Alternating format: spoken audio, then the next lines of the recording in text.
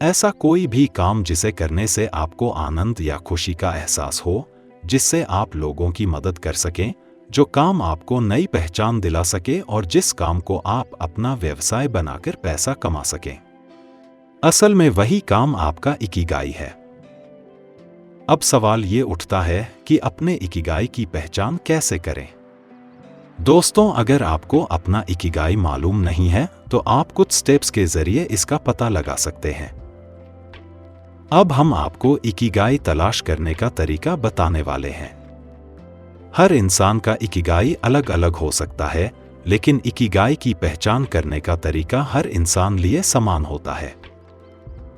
आप इन 4 स्टेप्स की मदद से अपनी लाइफ के उद्देश्य यानी अपने इकिगाई को तलाश कर सकते हैं। तो चलिए अब बिना किसी देरी के इन चारों स्टेप्स को जान लेते हैं। Step 1, passion. क्या कोई ऐसा काम है जो आपको बेहद पसंद है, जिसे करने में आपको मजा आता हो, जिसे आप बहुत अच्छी तरह से करते हैं, जिसे करते समय आपको थकान भी महसूस ना हो, जिसको करने के लिए आप किसी भी हद तक जा सकते हैं? वास्तव में ऐसे काम को ही हम पैशन या जुनून कहते हैं। अब ये आपको देखना है कि आपका पैशन क्या है। जैसे ब्लॉगिंग करना मेरा पैशन है, हो सकता है आपका पैशन सिंगिंग करना हो, डांसिंग करना हो या फिर कुछ और। अपने पैशन को जानना ही अपने इकिगाई को तलाश करने का पहला स्टेप है। अब हम ये मानकर चलते हैं कि आपको अपना पैशन मालूम हो गया है। Step 2, profession. अब बारी आती है दूसरे स्टेप की। इस स्टेप में आपको देखना होगा कि जो काम आपका पैशन है, क्या उस काम के लिए लोग आपको पैसे दे सकते हैं, या उस काम को करने से आपको पैसे मिल सकते हैं। अगर हाँ, तो आप अपने पैशन को अपना प्रोफेशन बना सकते हैं। ऐसा करने से आपकी लाइफ बहुत ही आसान हो जाएगी। जैसे ब्लॉगिंग मेरा पैशन है और ब्लॉगिंग के माध्यम से मुझे पैसे भी मिलते हैं। कहने का मतलब सिर्फ इतना है कि आपको अपने पैशन को अपना प्रोफेशन बनाना है। यह अपने इकिगाई को ढूंढने का दूसरा स्टेप है। Step 3, vocation. कोई भी ऐसा काम जिसे करने से आपको पैसे मिलते हैं और जिस काम को करने से आप लोगों की मदद कर पाते हैं या लोगों की जरूरत को पूरा करते हैं, वो काम ही आपका वोकेशन है। Step 4, mission. कोई भी ऐसा काम जिसे करना आपको पसंद है और जिस काम की लोगों को जरूरत है, उस काम को आप अपना मिशन बना सकते हैं। इन चारों स्टेप्स से एक कॉमन पॉइंट बनता है और वही है आपका इकिगाई और जापान के लोगों के खुशहाल और लंबी आयु तक जीने की असली वजह उनका इकिगाई है। क्या आपको अपने अस्तित्व की असली वजह मालूम है? जापान के लोगों का मानना है कि हर इंसान के जीवन का एक इकिगाई होता है। अलग अलग देशों में इसे अलग अलग नामों से जाना जा सकता है। जैसे फ्रांस में इकिगाई का मतलब जीवन का उद्देश्य होता है। इकिगाई हर इंसान के अंदर छिपा है। कुछ लोगों को उनका इकिगाई मिल जाता है और कुछ उसकी खोज में लगे रहते हैं। जापान के ओकिनावा शहर के लोगों की सुबह उठने की वजह ही उनका इकिगाई होता है। आपके अस्तित्व की असली वजह आपका इकिगाई है। कभी भी अपने आप को रिटायर नहीं समझना चाहिए। जापान के लोग रिटायर होने के बाद भी किसी ना किसी काम में व्यस्त रहते हैं और अपने आप को हमेशा सक्रिय रखते हैं। जब तक उनका शरीर उनका साथ देता है, तब तक वह अपना पसंदीदा काम करते रहते हैं। आपको यह जानकर आश्चर्य होगा कि जापान की भाषा में रिटायरमेंट जैसा कोई शब्द ही नहीं है। क्या आप 80% का रहस्य जानते हैं? जापान के ओकिनावा शहर में अक्सर लोग खाना खाने से पहले हारा हारा बू का इस्तेमाल करते हैं। इसका मतलब होता है कि सिर्फ उतना ही खाना खाएं जिससे आपका पेट 80% भर जाए। इसका मतलब ये हुआ कि खाना खाने के बाद भी आपको अपना पेट 20% खाली रखना चाहिए। आप सोच रहे होंगे कि ऐसा करने से क्या फायदा होता है। दोस्तों, कम खाना खाने की वजह से खाना पचाने में हमारी कम ऊर्जा खर्च होती है और यह तीव्र कोशिकीय ऑक्सीडेशन की प्रक्रिया को भी कम करता है। साथ ही हमें आलस्य भी कम आता है। हाल ही में किए गई एक रिसर्च के मुताबिक जापान के ओकिनावा आइलैंड के लोग प्रतिदिन 1800 से 1900 कैलोरी खाते हैं, जबकि अमेरिका के लोग 2200 से 3300 कैलोरी प्रतिदिन खाते हैं। मोआई का अर्थ है एक ही उद्देश्य से इकट्ठा हुए लोगों का समूह। ओकिनावा के लोग दोस्ताना व्यवहार करते हैं। यह उनकी संस्कृति का एक अभिन्न अंग है। मोआई के सभी सदस्य मासिक चंदा इकट्ठा करते हैं और यदि इस समूह के किसी भी व्यक्ति को किसी भी तरह की सहायता की जरूरत होती है तो वह एक दूसरे की मदद करते हैं। इस तरह से वहां के लोगों की भावनात्मक और आर्थिक दोनों जरूरतें पूरी हो जाती हैं। अब तक आपने इकिगाई बुक समरी इन हिंदी के इस लेख में इकिगाई के बारे में संक्षिप्त जानकारी प्राप्त की है। अब हम इस बुक के अगले अध्याय में यह जानने की कोशिश करेंगे कि आखिर लोग उम्र से पहले ही बूढ़े क्यों हो जाते हैं। हम यह भी जानेंगे कि हमारी लाइफ में इकिगाई से क्या फायदा हो सकता है। उम्र ना बढ़ने का राज, छोटी छोटी बातें आपको आनंद और दीर्घायु देती हैं। एक पुरानी कहावत है कि स्वस्थ शरीर में स्वस्थ मन निवास करता है।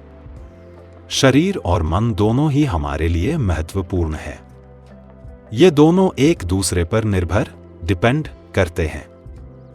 यदि आप हमेशा जवान यंग रहना चाहते हैं तो मन का कार्यक्षम एफिशिएंट और खुला होना बहुत जरूरी है। जोश से भरा हुआ मन आपको जवान रहने में मदद करता है। जिस तरह शरीर को स्वस्थ रखने के लिए हम व्यायाम करते हैं, उसी तरह मन को स्वस्थ रखने के लिए भी हमें मानसिक व्यायाम करना जरूरी है।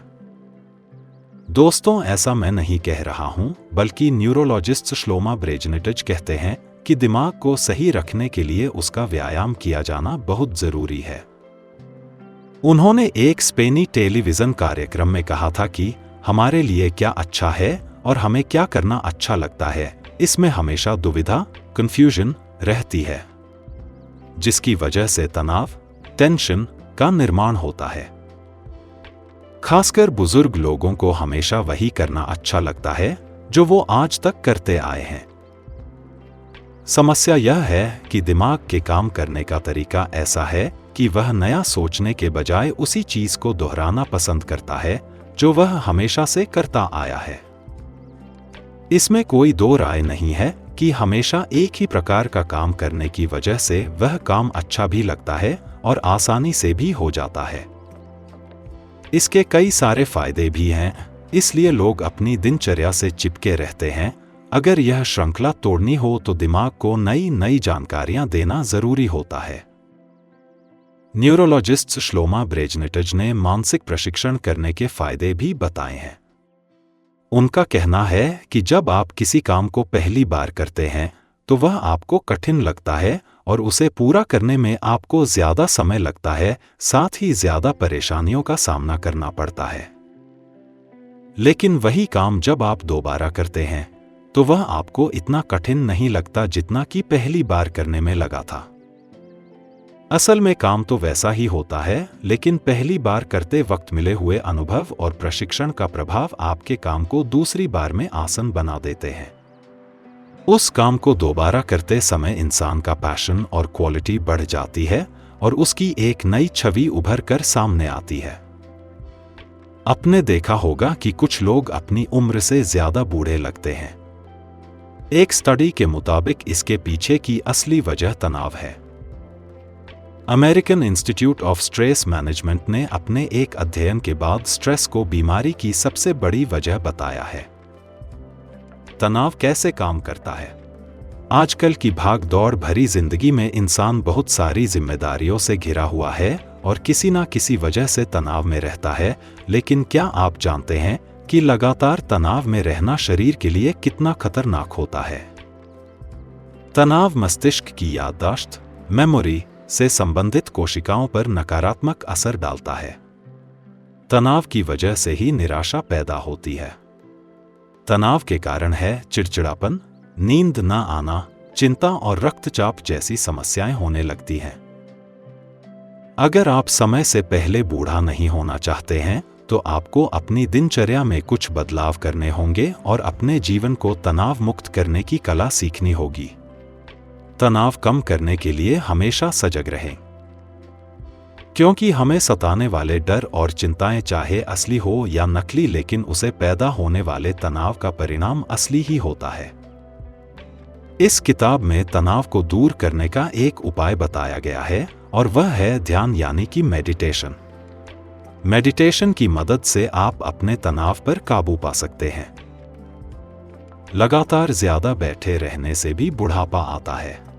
लगातार एक ही जगह बैठकर काम करने वाले लोगों में उच्च रक्तचाप, बदहजमी, हृदय रोग, हड्डियों का कमजोर होना और मोटापा जैसी बीमारियों के होने का खतरा बढ़ जाता है और ऐसे लोग अपनी वास्तविक उम्र से पहले ही बूढ़े लगने लगते हैं। इन सभी समस्याओं को आप अपनी दिनचर्या में थोड़ा सा बदलाव करके जड़ से खत्म कर सकते हैं। छोटे छोटे बदलाव आपको इन बड़ी बड़ी बीमारियों से बचाने में मदद कर सकते हैं। यहाँ कुछ उपाय बताए गए हैं जिन्हें आपको अपनी दिनचर्या में जोड़ना चाहिए। जैसे, अगर आप कोई ऐसा काम करते हैं जिसमें आपको दिन भर बैठना पड़ता है, तो आप कुछ देर के लिए खड़े होकर टहलने लगे। प्रत्येक दिन में कम से कम 20 मिनट पैदल चलें। टीवी या मोबाइल पर व्यर्थ बैठने से अच्छा है आप सामाजिक कार्यों में सम्मिलित हों। जंक फूड की बजाय फल और पौष्टिक चीजें खाने की शुरुआत करें। अच्छी नींद लें। सामान्यतः 7 से 9 घंटे की नींद काफी होती है। शरीर को हानि पहुंचाने वाली आदतों को छोड़ें और अच्छी आदतों को अपनाएं। कोई ऐसा खेल या काम जरूर करें जिससे आपका शरीर मूवमेंट में रहे। युवा रहने का नजरिया। जो लोग अपनी समस्याओं और जीवन को सकारात्मक नजरिए से देखते हैं और अपनी भावनाओं को सही दिशा देना जानते हैं, ऐसे लोग लंबी आयु प्राप्त करते हैं। वर्ष 2014 में दुनिया के सबसे उम्रदराज व्यक्ति के तौर पर जाने गए 111 वर्षीय वर्ष के अलेक्जेंडर इमिच ने Guinness book of world record में नाम दर्ज होने के बाद अपनी लंबी उम्र का राज बताते हुए कहा कि बेशक अच्छे जीन्स मिलना लंबी आयु का एक कारण है, लेकिन यह एकमात्र वजह नहीं हो सकती, क्योंकि आप कैसा जीवन जीते हैं यह बात भी लंबी उम्र के लिए सबसे महत्वपूर्ण होती है। लोगोथेरेपी से इकिगाई तक, लंबी आयु तक जीने की कला। लोगोथेरेपी क्या है? इसका सीधा सा जवाब यह है कि लोगोथेरेपी लोगों को उनके जीने का मकसद ढूंढने में मदद करती है। विक्टर फ्रैंकल ने यह निष्कर्ष निकाला कि लोगों को जिंदा रहने के लिए किसी न किसी मकसद की जरूरत होती है। विक्टर फ्रैंकल का मानना है कि जब कोई इंसान अपने जीवन में किसी चीज को हासिल करना चाहता है तो उसे सुस्त जीवन जीना अच्छा नहीं लगता, बल्कि वह चुनौतियों से भरा जीवन जीना पसंद करता है। लेकिन आज के आधुनिक युग में इंसान वो काम नहीं करता जो उसे करना अच्छा लगता है, बल्कि वो उस काम को करता है जो उसे दूसरों के द्वारा बताया जाता है। आज के समय में ज्यादातर लोग ऐसा ही कर रहे हैं। लोग पैसों के लिए जिंदगी भर ऐसा काम करने के लिए तैयार हो जाते हैं जिसे करना उन्हें बिल्कुल भी पसंद नहीं होता है, जिसकी वजह से कई बार ऐसी परिस्थितियां पैदा हो जाती हैं कि इंसान के दिमाग में आत्महत्या करने जैसे विचार आने लगते हैं। हर किसी के पास असाधारण महान कार्य करने की क्षमता होती है। अपने हर काम में प्रवाह की खोज करें। कार्य और खाली समय का इस्तेमाल अपने विकास के लिए कैसे करें? जब कोई इंसान किसी काम के साथ एकरूप हो जाता है और उस काम को करते वक्त अपना पूरा होश खोकर उसमें खो जाता है, उस अवस्था को प्रवाह कहते हैं। यानी प्रवाह एक ऐसी अवस्था है जिसमें मनुष्य आनंदित, उत्साहित और सृजनशील जीवन जीता है और तन मन से उस कार्य में जुड़ जाता है। प्रवाह की अवस्था आने पर मनुष्य अपने काम में इतना डूब जाता है कि आसपास क्या घट रहा है इससे उसे कोई फर्क नहीं पड़ता। आपने अक्सर देखा होगा कि जो काम आपको पसंद है उसे करते हुए समय कब बीत जाता है आपको पता भी नहीं चलता, लेकिन जो काम आपको पसंद नहीं है उसे करते हुए समय काटे नहीं कटता। किसी भी काम को करते हुए प्रवाह की स्थिति में आने के लिए आपको इन बातों का ध्यान रखना चाहिए। आपको पता होना चाहिए कि आपको क्या करना है। आपको पता होना चाहिए कि कैसे करना है। आपको पता होना चाहिए कि इस कार्य को कितने अच्छे तरीके से किया जा सकता है। आपको भविष्य में आने वाली चुनौतियों का पता होना चाहिए। आपको जरूरी स्किल्स का पता होना चाहिए। आपका मन कंसंट्रेट होना चाहिए। अगर किसी काम को करते समय आपको ऐसा महसूस होने लगे कि आपकी एकाग्रता भंग हो रही है, तो आप नीचे दिए गए उपाय करके देखें। ये उपाय आपको प्रवाह फ्लो में मदद करेंगे।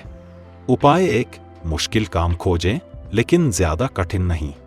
आपको अपने लिए ऐसे काम की तलाश करनी चाहिए जिसे करने में आपको थोड़ी कठिनाई हो। वह काम आराम के दायरे से थोड़ा बाहर होना चाहिए, क्योंकि यदि आप अपने लिए बेहद आसान काम चुनेंगे तो उसे करने में आपको मजा नहीं आएगा और वह काम कुछ समय बाद आपको बोरिंग लगने लगेगा।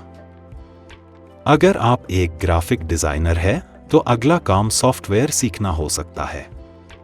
अगर आप एक डांसर हैं, तो आप किसी ऐसे स्टेप को सीख सकते हैं जो आपको कठिन लगता हो। जब आप अपनी रुचि और क्षमता के हिसाब से किसी काम को चुनते हैं, तो उसे करने में आनंद आने लगता है और हम प्रवाह में आने लगते हैं, और इसका साफ मतलब है कि आप अपने इकिगाई के हिसाब से काम कर रहे हैं। उपाय 2, स्पष्ट और पक्का लक्ष्य तय करें। Set clear and specific goals. यदि आप प्रवाह में आना चाहते हैं, तो आपके पास स्पष्ट और पक्का लक्ष्य होना चाहिए और फिर उस काम में अपने आप को पूरी तरह से झोंक देना चाहिए। यदि आपके पास स्पष्ट और पक्का लक्ष्य नहीं है, तो ये बिल्कुल ऐसा है मानो आप नक्शे के साथ समुद्र की यात्रा पर निकले हो और आपको यह मालूम नहीं कि पहुंचना कहाँ है। इसलिए आपके साथ नक्शे के अलावा कंपास भी होना जरूरी है, क्योंकि यह आपको उस जगह पर लेकर जाएगा जहां आप वास्तव में जाना चाहते हैं। यदि आपका लक्ष्य बड़ा है, तो उस लक्ष्य को छोटे छोटे टुकड़ों में बांट लें और फिर उसके एक एक टुकड़े पर पूरी ताकत से हमला करें। उपाय 3, एक ही लक्ष्य पर ध्यान केंद्रित करें। आजकल ज्यादातर लोगों की समस्या है मन का विचलित होना। जब आप किसी काम को करते हैं, तो आपका ध्यान इधर उधर भटकने लगता है। आपने अक्सर देखा होगा कि कई बार लोग खाना खाते हुए मोबाइल या टीवी में इतने व्यस्त हो जाते हैं कि उन्हें पता ही नहीं होता कि खाना वास्तव में कैसा था या उस खाने में नमक कम था या ज्यादा। कुछ लोगों को यह गलतफहमी होती है कि वे एक साथ एक से ज्यादा काम करने की वजह से अपना समय बचाते हैं, लेकिन यह साबित हो चुका है कि ऐसे लोगों की कार्य क्षमता बाकी लोगों के मुकाबले कम होती है। इसलिए काम करते समय आपका ध्यान सिर्फ अपने काम पर केंद्रित होना चाहिए। यह प्रवाह हासिल करने की सबसे इंपॉर्टेंट जरूरत है। किसी भी काम को कंसंट्रेट होकर करने के लिए इन बातों का होना बहुत जरूरी है। अच्छा माहौल, आत्मविश्वास, ध्यान, मेडिटेशन, विश्व के सबसे दीर्घायु लोगों का महत्वपूर्ण मार्गदर्शन। पूरी दुनिया में लगभग 350 से 400 लोग ऐसे हैं जिनकी उम्र 110 साल से ज्यादा है, और ऐसे लोगों की संख्या सबसे ज्यादा जापान में है। इकिगाई बुक के इस अध्याय में यह बताया गया है कि दीर्घायु लोगों का अपने जीवन के बारे में क्या कहना है। आखिर ऐसे कौन से तरीके हैं जिनका प्रयोग करके लंबी आयु प्राप्त की जा सकती है? मैं आपके लिए कुछ ऐसे ही तरीके बताने जा रहा हूं जिनकी वजह से जापान के लोग लंबी आयु प्राप्त करते हैं। इस क्षणभंगुर और परिवर्तनशील दुनिया में सुंदरता खोजने की कला को जापानी भाषा में वाबी साबी कहा जाता है। वाबी साबी एक जापानी कॉन्सेप्ट है। इसमें बताया गया है कि परिपूर्णता के बजाय अपूर्णता में सुंदरता को खोजना ही असली कला है। इस कॉन्सेप्ट की पुष्टि करने वाला एक और जापानी कॉन्सेप्ट है जिसे इची गोइची कहते हैं। इची गोइची का अर्थ है वर्तमान का पल ही असली है और यह चाहकर भी वापस नहीं आता है। जापान के हर तरह के सामाजिक समारोह, सम्मेलन और कार्यक्रमों में इन पंक्तियों का जिक्र किया जाता है। अब हम यह जानेंगे कि आप इन दोनों कॉन्सेप्ट से अपने दैनिक जीवन में कैसे लाभ उठा सकते हैं। इसका फायदा लेने के लिए आपको कुछ स्टेप्स लेने होंगे। स्टेप 1, ज्यादा विकल्प तैयार करें। Create more options. जापान के लोगों का अपने प्राथमिक व्यवसाय के अलावा भी कोई ना कोई साइड बिजनेस जरूर होता है। साइड बिजनेस के तौर पर वहां के ज्यादातर लोग सब्जियों का बगीचा लगाते हैं और उस सब्जी को मार्केट में बेचकर कुछ एक्स्ट्रा पैसा कमाते हैं। दोस्तों, आपने एक कहावत तो सुनी ही होगी कि अपने सभी अंडे एक टोकरी में नहीं रखनी चाहिए। यहाँ इसका मतलब है कि आपको आय के केवल एक ही स्रोत पर डिपेंड रहने के बजाय एक्स्ट्रा इनकम कमाने का दूसरा रास्ता भी तैयार रखना चाहिए। जरा सोचकर देखो कि अगर यह अंडों की टोकरी गिर गई तो आपके सारे अंडे नष्ट हो जाएंगे। ऐसा ही कुछ हमारी असल जिंदगी में होता है। स्टेप 2, जीवन में छोटे जोखिम जरूर उठाएं। Take small risks in life. जिंदगी में कुछ बड़ा करने के लिए रिस्क लेना जरूरी है, लेकिन आप ध्यान रखें कि आप शुरुआत में कोई बड़ा रिस्क ना लें। आप अपनी शुरुआत छोटे जोखिम उठाकर कर सकते हैं। स्टेप 3, कमजोर बनाने वाली चीजों से हमेशा दूर रहे। Always stay away from things that make you weak. आपको सबसे पहले अपने आप से यह सवाल पूछना चाहिए कि ऐसी कौन सी चीजें हैं जो आपको कमजोर बना रही हैं। और जब आपको इस सवाल का जवाब मिल जाए तो आपको हर उस चीज से दूर हो जाना चाहिए जो आपको कमजोर बना रही है। ओगिमी लोगों से मिलने और उनसे बातचीत करने के बाद इस बुक के लेखक ने हमें इकिगाई के 10 नियम दिए हैं, जो इस प्रकार हैं। हमेशा कार्यरत रहे और कभी भी रिटायर ना हो। जल्दबाजी ना करें। पेट भर कर ना खाएं। अच्छे दोस्तों से घिरे रहें। मुस्कुराएं या खुश मिजाज रहें। अपने अगले जन्मदिन पर ज्यादा तंदुरुस्त बनने का प्रयास करें। ईश्वर से जुड़े। धन्यवाद दें। वर्तमान में जिएं। अपना जीवन अपने इकिगाई के मुताबिक जिएं। दोस्तों, उम्मीद है आपको हमारा ये वीडियो बहुत पसंद आया होगा, तो सपनों की दुनिया को जरूर सब्सक्राइब कीजिए। वीडियो को लाइक और शेयर कीजिए। दोस्तों, उम्मीद है आपको हमारा ये वीडियो बहुत पसंद आया होगा। इस वीडियो को लाइक और शेयर कीजिए और हमारी चैनल सपनों की दुनिया को सब्सक्राइब करना मत भूलिए। तो मिलते हैं अगले वीडियो में एक और रोमांच की बातें लेकर। जय हिंद।